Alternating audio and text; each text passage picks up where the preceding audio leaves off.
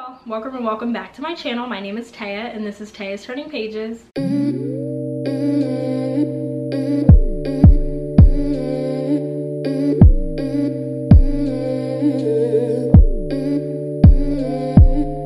Of today's video, you can tell that this is going to be a little bit different than what I normally film. I decided to film another book tag video because I find these really interesting and I feel like this is a good way for you guys to really get to know me on like a different level than me like sitting here formally like going through book by book what I liked, what I didn't, etc, etc. I just really like these tags and I try to sprinkle them in whenever I can. But for today's video, I am going to participate in the spring cleaning book tag. I actually wasn't even tagged to do this, but I saw a few booktubers doing this. I decided to join in on the fun. I actually got the idea to do this book tag from Pages in Perpetuity, so I will leave her channel link down below. I love her videos and the book recommendations that she has. If you guys are interested in women's literary fiction and just literary fiction and nonfiction in general, I definitely recommend checking out her channel. There are 9 questions here, but I will be looking at my phone to make sure that I don't miss any. And like I said before, this is going to be more of a casual video, so just keep that in mind if I start to ramble and go on tangents about certain things. But anyways, with all of that out of the way, let's get started. So the first question here is the struggle to begin. A book you're struggling to begin because of its size is The Love Songs of W.E.B. Du Bois by Honorée Fanonne Jeffers.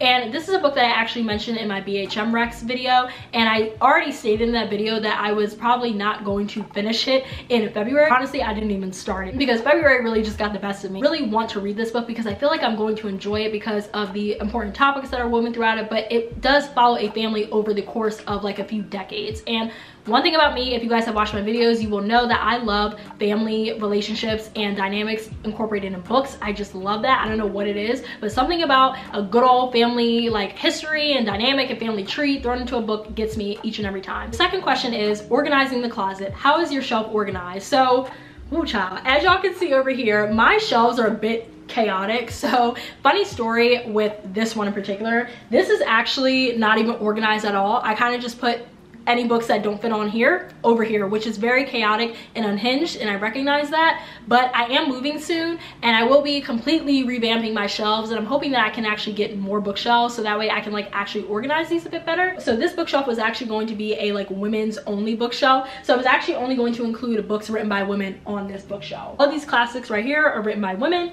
and on this shelf I mainly have memoirs and books written about powerful women or like important women or notable women that popped up throughout history. Right here I just have a hodgepodge of thriller books written by women, as well as historical romances and some like literary fiction like Ottessa Moshfegh, nonfiction like Mickey Kendall, etc. And then on the bottom shelf that you can't see, but on the very bottom of the shelf, I have some thrillers and romance books written by women, as well as some fashion books also written by women. So that's how this bookshelf is organized. And then over here, this bookshelf is actually organized by color. You guys can see it's not the best.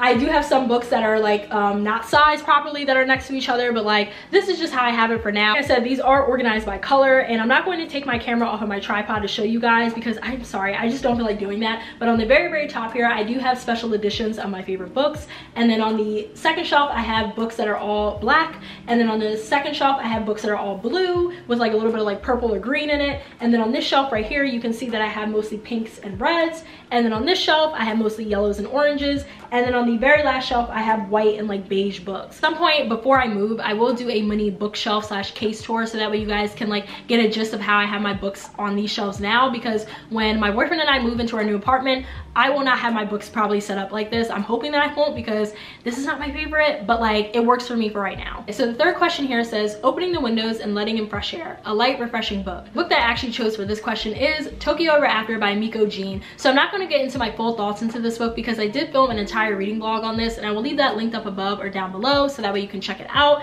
I'm not sure if this video is going to go up before that, but I think the reading vlog is going to go up before I upload this video. So definitely check that out if you want to know my full thoughts on this book. But the reason why I said that this is a light and refreshing book is just because the atmospheric tone of this book, but also the many descriptions that come into play when the author Miko Jean talks about how beautiful Japan is as a country. And I loved learning more about the culture. It's really refreshing to read a book that did not really adhere to Western society or only focus on Western society and Western ideals. So I just really loved this book for that aspect especially.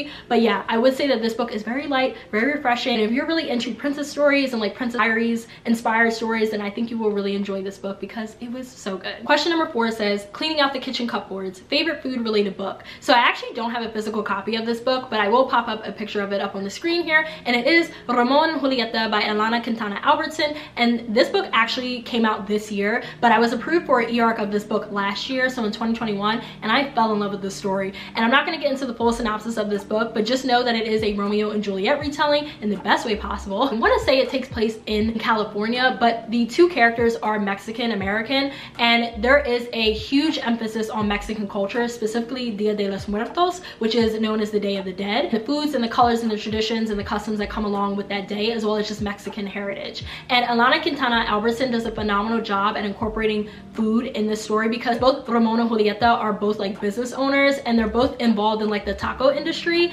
And Julieta in particular is a very great cook. So she cooks not only tacos, but she also cooks tamales and frijoles and just so many different Mexican dishes. And my mouth was watering throughout the entire story, because the way that Elana Quintana Albertson describes the ingredients and the way that Julieta has to make the foods, it was just so captivating, and I loved every single second of it. And when I was reading it, I kept telling my boyfriend that I really wanted tacos and tamales and all of these foods that was mentioned throughout this story. So if you're looking for like mouth-watering good food, then I definitely recommend picking up this book. One thing that I wish is that Elana Quintana Albertson would have included like recipes for these foods in the back of the book, because they just sounded bomb. Okay, you know, I would have liked it and I want to try it out. But either way, definitely recommend picking up this book, not just for the food aspect, but also the beautiful romantic aspect of the story.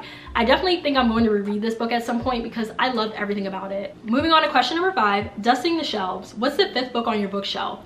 Ooh, it is Blackout by Danielle Clayton, Tiffany D. Jackson, Nick Stone, Angie Thomas, Ashley Woodfolk, and Nicola Yoon. Yes, I did read this book. I rated this a 4 out of 5 stars. I will leave my Bookstagram post for this book linked down below if you're interested in reading my review. But I really enjoyed this collection of short stories, and I definitely think I'm going to reread this at some point in the summertime because it's just very on brand and makes sense. So this bookshelf is a little bit different since I have the classics on here. So the 5th book in this pile is Sense and Sensibility by Jane Austen. The 5th book that is on this shelf is My Body by Emily Ratajkowski. Now, I did not read this book, nor did I read Sense and Sensibility yet, but I do plan on reading those at some point. I'm going to try to prioritize this book in particular in spring because this is a very short book, and I have heard really good things about this book, and I actually really do like Emily Rata as like a model, and like I love her fashion sense, so I do plan on reading this book at some point. But yeah, this is the 5th book on this shelf right here. Question number 6, washing the sheets. A book with a scene you wish you could rewrite. Okay, so this one was a little bit difficult for me because I feel like I don't really have a lot of notes in terms of like rewriting scenes and stuff like that, but I guess the one scene and book that I will call out for this question is Sweet Hand by N.G. Peltier. So the one thing that I would rewrite about this book is the ending. I just don't like how open-ended it was and how there weren't a lot of things that were tied up. Like I mentioned in my other videos, I'm the type of person that really enjoys a good epilogue, and if that could have been included in here, I would have liked that. So I would have either liked to rewrite the ending or write an epilogue. Question number 7, throwing out the unnecessary knickknacks. A book in a series you thought was unnecessary. So this is another good question, and honestly, I really don't have an answer for this one because I don't really read that many series, you guys. Like, I really don't. The last series that I think I read was a romance series, and it was the Primas of Power series. So You Had Me at Hola and A Lot Like Adios by Alexis Daria. That was the last series that I read, but I don't really read series that much. I don't know, I'm more of a standalone type of gal, so I feel like I can't answer this question, but hey. Question number 8, Reaching to Dust the Fan. A book that tried too hard to relay a certain message. Ooh, that's a good one. Not sure if I can really answer this one either, you guys, because I feel like this is a layered or a loaded question, because certain books are like written for certain audiences to like really understand, like, you know, why the certain message that is trying to be conveyed is being conveyed and why it's so like open and like in your face, you know. And I feel like that goes with a lot of like books that are written from this lens, or like or written from a lens of like a marginalized group. So I feel like it's really hard to say, but I guess the one book that I will say, even though I'm not finished it yet, I can already tell like this is already going to be like a comment or like a little thing that I noticed. The Violence by Delilah S. Dawson. I'm not finished this book yet, but this book is considered like a feminist novel, and I do feel like it is really on the nose, like really on the nose, but I still like the book and I'm still enjoying it and it's still holding my interest. But I would say that it's like really on the nose and really trying hard to like convey the message that like us women are powerful. We can take back the narrative, reclaim our strength, and, you know, do all of this stuff to get out of a shitty situation and like F the patriarchy and all of that stuff. And that's really what this book is about. Like, that is the point. But I do feel like in a lot of chapters and with a lot of the dialogue, it is very on the nose. So I guess that is the book that I will throw in for this question. Question number 9, which is the last question. Polishing Doorknobs, a book that had a clean finish. I feel like this one is going to be pretty controversial, but this book is considered controversial, and it is Where the Crawdads Sing by Julia Owen. So I actually read this book when this book first debuted back in, I think, 2019, right? Or 2018. And I read this book and I gave it a 5 out of 5 stars. I really did enjoy the story for what it was. Problematic stuff aside when it comes to the author and all of the other stuff, I really did enjoy this classic mystery whodunit lyrical type of story. That is what I was here for, and that is what I received when I read this book. Now, if you have read this book, then you are probably looking at me like, what do you mean a clean finish? So in order for me to really explain the reasoning as to why I feel like this is a clean finish for me, I am going to have to spoil the ending. So skip to this timestamp if you are not interested in learning anything about this book because you are interested in reading it and you don't want it to be spoiled. But just make sure you skip to that time. But the reason why I feel like this was a clean ending for me was because Kaya got off. And that's all I really cared about. Because at the end of the day, Kaya went through a lot of bullshit when it came to that town. I really hated how they treated her. I really hated how she was ostracized.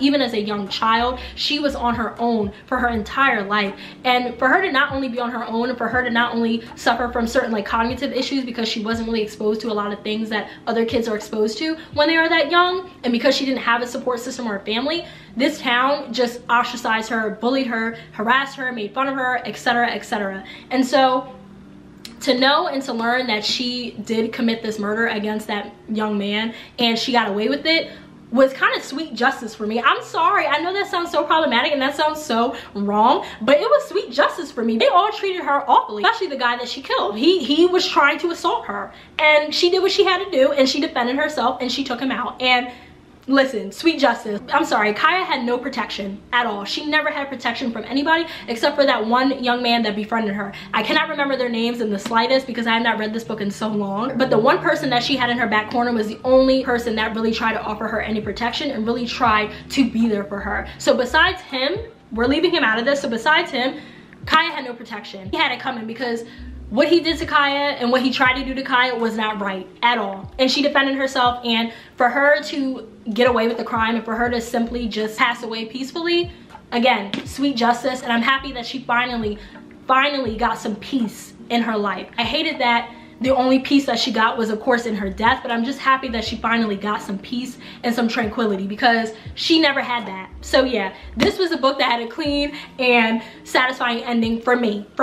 Okay, I have to keep prefacing that and emphasizing that, for me. I'm interested in learning your guys' thoughts about the ending in this book in general, but please try to keep in mind that I don't want to spoil this book for anybody that has not read it yet, so please try to keep the comments vague as possible. But if you really want to get into the nitty-gritty of this book, but please DM me on my bookstagram, which is at tayas.turningpages. I always leave that link down below as well as at the end of the video, so definitely make sure you follow me and send me a DM on there if you want to talk about this book more in depth. If not, please just make sure the comments that you leave about this book are vague because I don't want to spoil it for anybody. But yeah, sweet justice. Can't wait until the movie comes out, and I can't wait to see how this book is going to be brought to life on the big screen. All right, y'all, and those are all of the questions for the spring cleaning book tag, and I'm really excited and happy that I got to participate in this tag. And I really just enjoy rambling and ranting and gushing over books that I enjoyed or that I did not enjoy with you guys. So definitely make sure you like, comment, and subscribe. It really helps me my channel out. And lastly, please make sure you follow me on Bookstagram as well as Storygraph. I always leave that information linked down below as well as at the end of the video. I will see you guys in my next one. Bye.